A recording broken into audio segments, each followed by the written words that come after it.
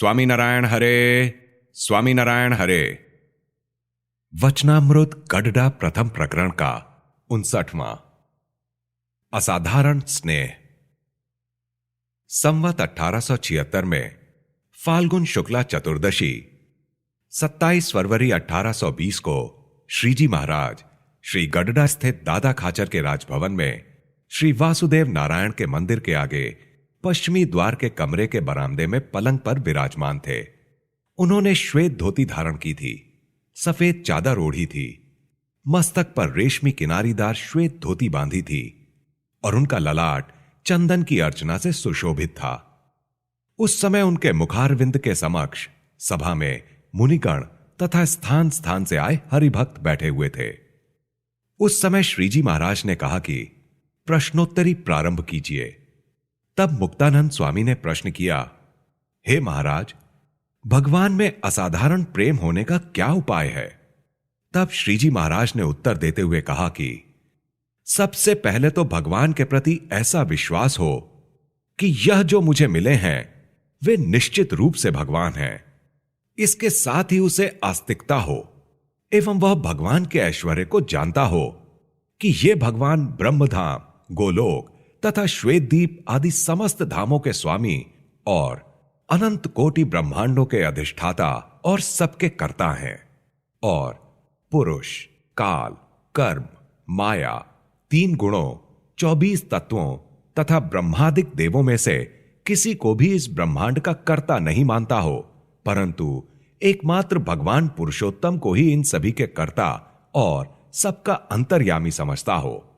इस प्रकार की समझ के साथ जिसका प्रत्यक्ष भगवान के स्वरूप में दृढ़ निश्चय हो, वही परमेश्वर में असाधारण स्नेह होने का उपाय है।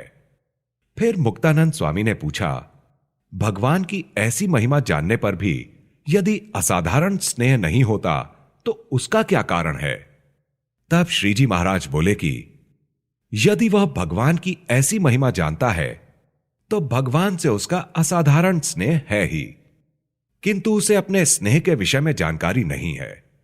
जैसे हनुमान जी में अपार बल था परंतु किसी के बताए बिना उसकी प्रतीति नहीं हुई।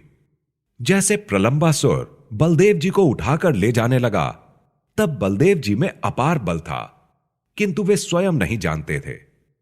फिर जब आकाशवाणी से सूचित किया गया तब उन्हें अपने बल के विषय में मालूम हो गया। उसी प्रकार उस भक्त को भगवान से असाधारण प्रीति तो है, परंतु किसी भक्त के द्वारा अवगत कराए बिना उसे मालूम नहीं होता। फिर मुक्तानंद स्वामी ने पूछा कि ऐसी अनन्य प्रीति है, ऐसा कब जान सकते हैं? तब श्रीजी महाराज बोले कि सत्संग तथा सत्शास्त्रों का श्रवण करते हुए उसे अपनी भगवान में असाधारण प्रीति अनुभव होती है। फिर मुक्तानंद स्वामी ने पूछा, देश, काल तथा क्रिया के शुभ अथवा अशुभ होने का कारण संग है या अन्य कोई वस्तु? श्रीजी महाराज ने उत्तर में कहा कि पृथ्वी को देश कहते हैं और वह देश सभी स्थानों पर एक समान रहता है और काल भी एक समान है, परंतु अतिशय महान समर्थ पुरुष जिस देश में रहते हो उनके प्रताप से अशुभ देश, अशुभ काल, अशुभ क्रिया आदि शुभ हो जाते हैं तथा घोर पापी पुरुष जिस देश में रहते हो उनके योग से अच्छा देश, अच्छी क्रिया और अच्छा काल होते हुए भी सभी अशुभ हो जाते हैं। इसीलिए शुभ एवं अशुभ देश, काल और क्रिया के हेतु तो पुरुष हैं।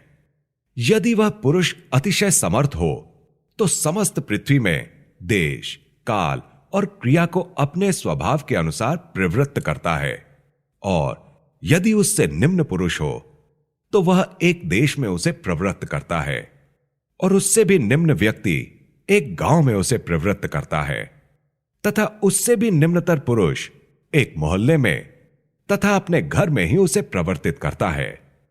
इस तरह शुभ अशुभ देश, काल तथा क्रिया की प्रवृत्ति के कारण तो शुभ और अशुभ 2 प्रकार के पुरुष हैं। इति वचनामृतम। इस प्रकार से श्री गडडा प्रथम प्रकरण का 59वां वचनामृत पूर्ण हुआ।